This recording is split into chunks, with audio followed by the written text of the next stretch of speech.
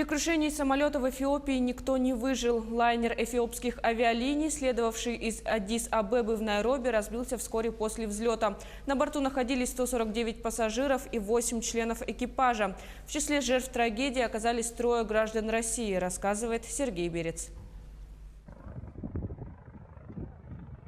Поисковая операция развернута на месте гибели авиалайнера с бортовым номером ET-AVJ.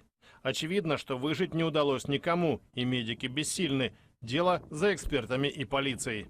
Boeing 737 MAX-8 эфиопских авиалиний разбился в субботу вскоре после вылета из Аддис-Абебы. Самолет выполнял рейс ET-302 в Найроби, Кения. На борту находились 157 человек, пассажиры и члены экипажа. Крушение произошло в районе города Дебрезейт в 62 километрах к юго-востоку от столицы Эфиопии. Канцелярия премьер-министра страны подтвердила факт катастрофы и выразила соболезнования семьям жертв. Полную картину трагедии еще только предстоит выяснить следствию, сказал министр транспорта Кении Джеймс Мачария. У нас пока немного информации об этом прискорбном инциденте. Борт вылетел из аэропорта Боле в 8:38 по местному времени. Спустя 6 минут он исчез с радаров.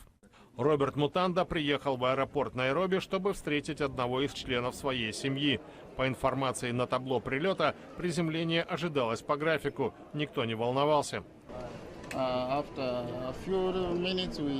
Через несколько минут на Facebook и в Twitter посыпались новости о крушении самолета. Взглянув на часы, мы поняли, что как раз в это время самолет едва успел вылететь.